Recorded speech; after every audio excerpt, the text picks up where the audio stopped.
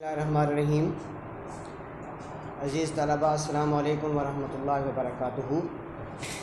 جیسا کہ آپ کو معلوم ہے کہ پاکستان میں موجودہ حالات جو ہیں وہ اسکولوں میں تعلیم حاصل کرنے کے لیے ٹھیک نہیں ہیں، تو ٹیم الیکسر ہائی اسکول نے یہ فیصلہ کیا ہے کہ ہم آپ کو گھر میں بیٹھ کر تعلیم دیں، آن لائن لیکچر۔ تو اسی بنا پر آج میں آپ کا اسلامیات کا ٹیچر قاری فیاض احمد سعیدی آپ کا پہلا لیکچر لے کر آپ کی خدمت میں حاضر ہوں۔ امید ہے آپ سب خیریت سے ہوں گے۔ اللہ تعالیٰ آپ کو اس وبا سے محفوظ رکھے، آپ کے سب گھر والوں کو، سب مسلمانوں کو، بلکہ عالم دنیا کو اس وبا سے محفوظ رکھے۔ تو آپ آتے ہیں ہم اپنے سبق کی طرف۔ تو بیٹا اسلامیات سورۃ الانفال رکوع نمبر 5 آیات آج ہم پڑھیں گے 38 تا 41 ہمارا سبق ہے، پہلا لیکچر۔ تو دیکھیے گا، بسم اللہ الرحمن الرحیم۔ قل للذین کفروا ان ینتہوا یغفر لهم ما قد سلف وان یعودوا فقد مضت سنت الاولین۔ تو پہلے با محاورہ ترجمہ میں آپ کو بتا دیتا ہوں، پھر سلیس ترجمہ غور کیجیے گا۔ قل کہہ دیجئے یا فرما دیجئے، اللہ تبارک و تعالیٰ اپنے پیارے نبی صلی اللہ علیہ وآلہ وسلم سے فرما رہا ہے کہ اے نبی صلی اللہ علیہ وسلم، آپ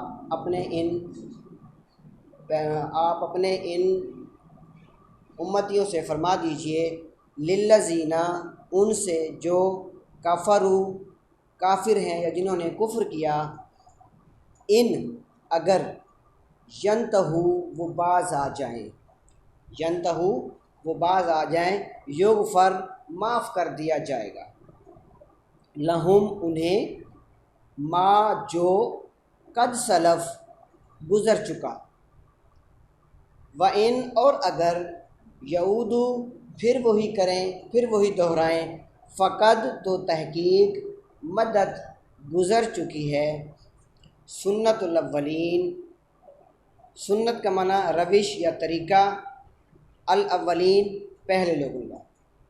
تو یہ تو ہے بیٹا لفظی ترجمہ۔ اب ہم با محاورہ ترجمہ کرتے ہیں۔ اللہ تبارک و تعالیٰ فرماتا ہے، اے پیغمبر صلی اللہ علیہ وسلم، کفار سے کہہ دو اگر وہ اپنے افعال سے باز آ جائیں تو جو ہو چکا انہیں معاف کر دیا جائے گا، اور اگر وہی پھر حرکات کرنے لگیں گے، اور اگر پھر وہی حرکات کرنے لگیں گے تو اگلے لوگوں کا جو طریق جاری ہو چکا ہے وہی ان کے حق میں برتا جائے گا۔ اس کو یوں سمجھ لیں بیٹا کہ اللہ تبارک و تعالیٰ جب جنگ بدر ہو گئی تو اللہ تعالیٰ اپنے نبی سے فرما رہا ہے کہ یہ جو کفار ہیں ان سے کہہ دیجئے کہ جو کچھ یہ کر رہے ہیں، مسلمانوں کو تنگ کر رہے ہیں، اللہ اور اس کے رسول کی نافرمانی کر رہے ہیں، اگر یہ اپنے ان کاموں سے باز آ جائیں، اگر یہ اپنے ان کاموں سے رک جائیں تو جو ہو چکا ہے پہلے، اس سے پہلے جو ہو چکا ہے، وہ اللہ رسول کو تنگ کر چکے ہیں، مسلمانوں کو تنگ کر چکے ہیں، اللہ رسول کی نافرمانی کر چکے ہیں، وہ سب ان کا معاف کر دیا جائے گا اگر یہ اس سے باز آ جائیں۔ باز آ جائیں تو پھر سب کچھ معاف ہو جائے گا، لیکن اللہ فرماتا ہے اگر پھر وہی حرکات کرنے لگیں، یعنی اب جنگ ہو چکی ہے، مسلمان جنگ جیت چکے ہیں، وہ ہار بھی چکے ہیں، لیکن اب بھی اگر پھر وہ اپنے ان سابقہ کاموں سے باز نہیں آئیں گے، یعنی اللہ اور اس کے رسول کو تنگ کرنے سے یا اس کی نافرمانی کرنے سے باز نہیں آئیں گے، تو پھر اللہ تبارک و تعالیٰ فرماتا ہے کہ اگر وہی حرکات یہ کریں گے تو اگلے لوگوں کا جو طریق کا معنی طریقہ کار جاری ہو چکا ہے وہی ان کے حق میں برتا جائے گا۔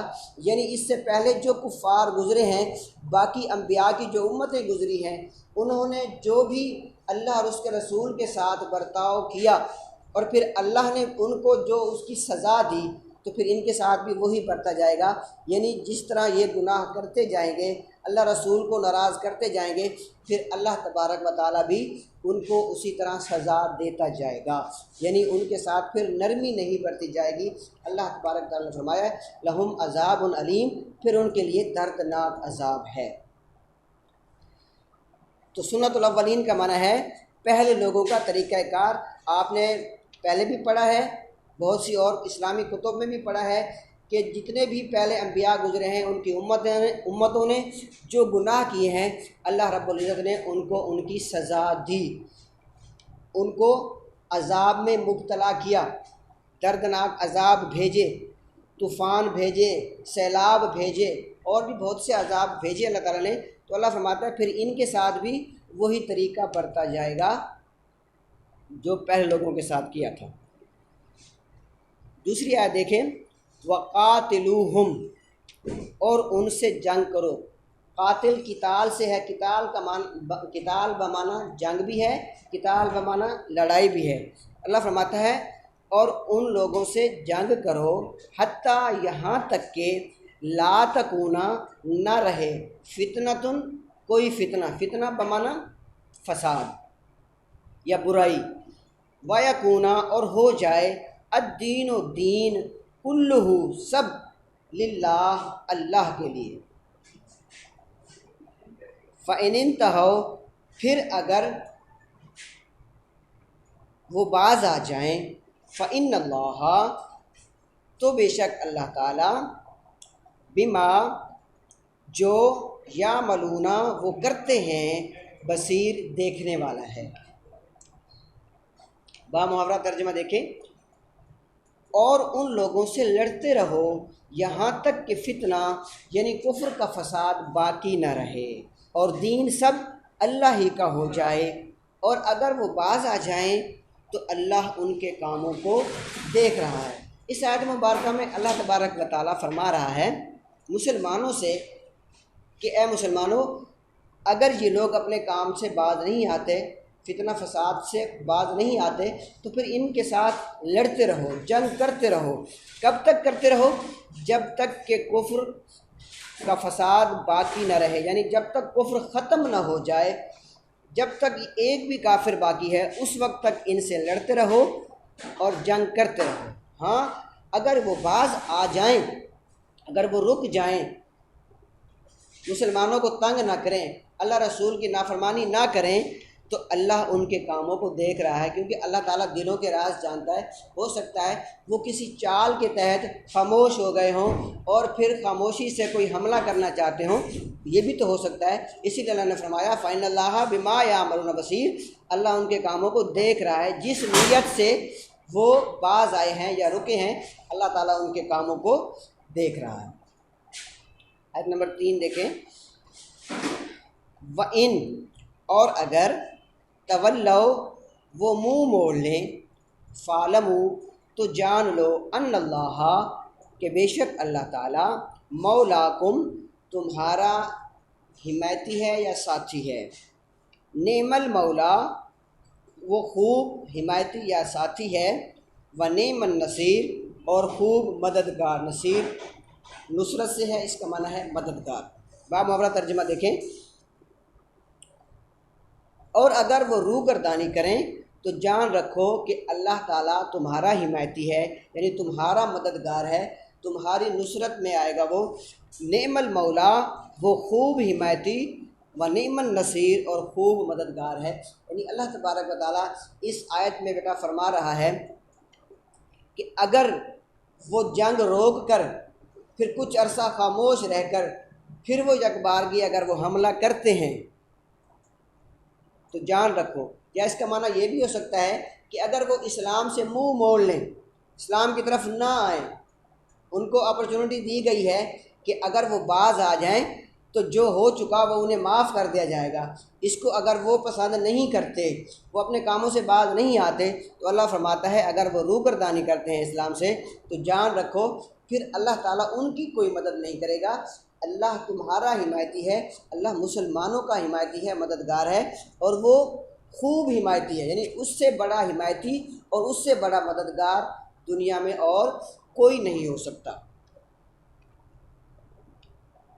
لاسٹ آیت ہے بیٹا، وَاعْلَمُوا أَنَّمَا غَنِمْتُم مِّن شَيْءٍ فَأَنَّ لِلَّهِ خُمُسَهُ وَلِلرَّسُولِ وَلِذِي الْقُرْبَىٰ وَالْيَتَامَىٰ وَالْمَسَاكِينِ وَابْنِ السَّبِيلِ إِن كُنتُمْ آمَنتُم بِاللَّهِ وَمَا أَنزَلْنَا عَلَىٰ عَبْدِنَا يَوْمَ الْفُرْقَانِ يَوْمَ الْتَقَى الْجَمْعَانِ وَاللَّهُ عَلَىٰ كُلِّ شَيْءٍ قَدِيرٌ.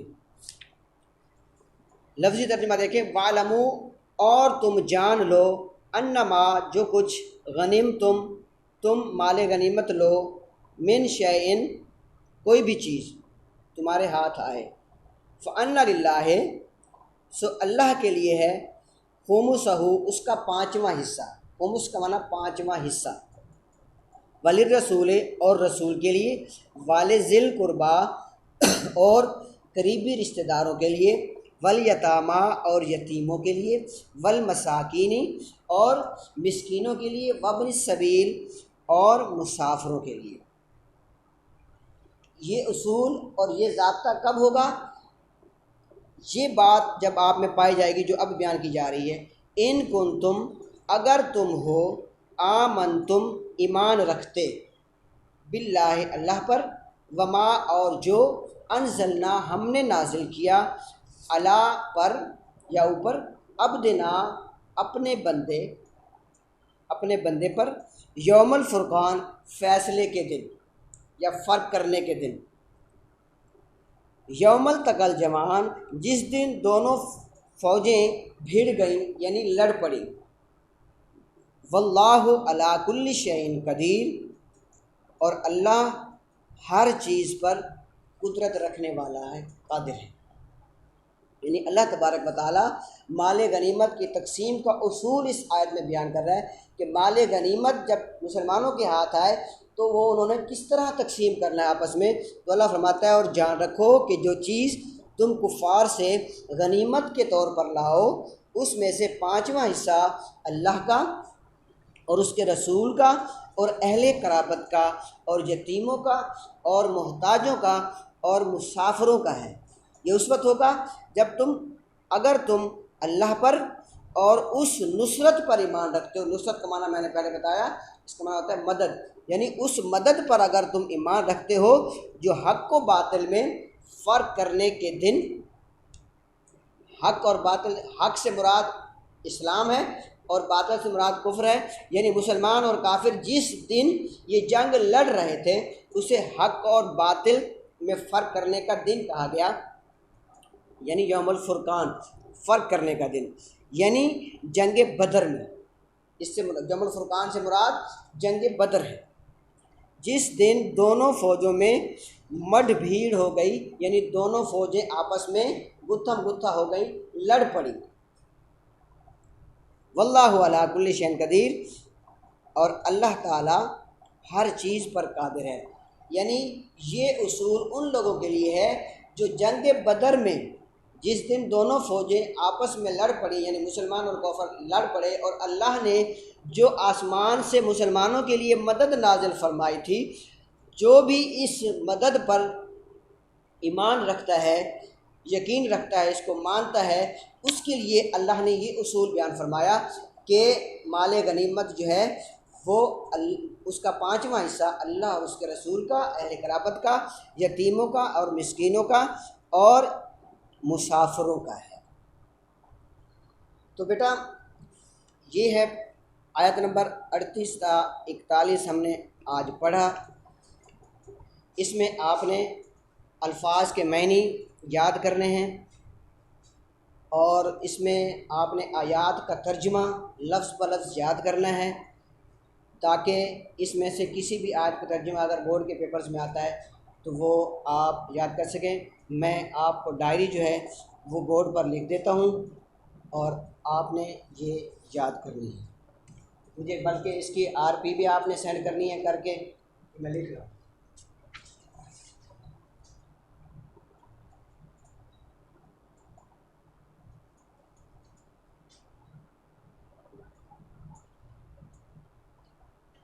سورۃ الانفال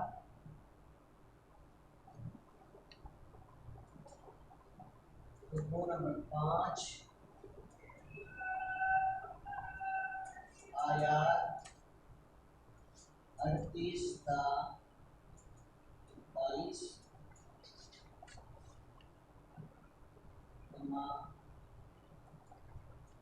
ترجمہ پلس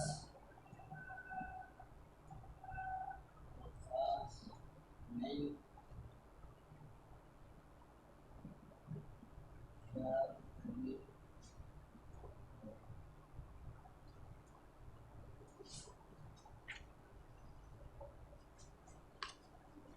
یہ آپ کی ڈائری ہے، میں نے آپ کے وائٹ بورڈ پہ لکھ دی ہے، آپ نے یہ مجھے یاد کر کے لکھ کے آر پی کر کے آپ نے مجھے سینڈ کرنی ہے، میں آپ کی وہ آر پی چیک کروں گا۔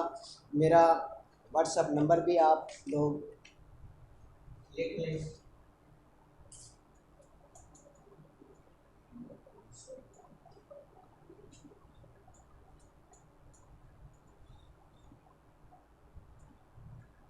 یہ میرا واٹس اپ نمبر ہے، اس پہ آپ مجھے اپنی ڈائری سینڈ کریں گے۔ اللہ تعالیٰ آپ پر اپنا کرم فرمائے اور مجھے اور آپ کو اس پر عمل کی بھی توفیق عطا فرمائے، اور یہ جو وبا ہمارے اوپر امتحان کے طور پر اللہ تعالیٰ نے نازل فرمائی، اللہ تعالیٰ ہم سب کو اس سے محفوظ رکھے، آمین۔ وما علینا الا البلاغ المبین۔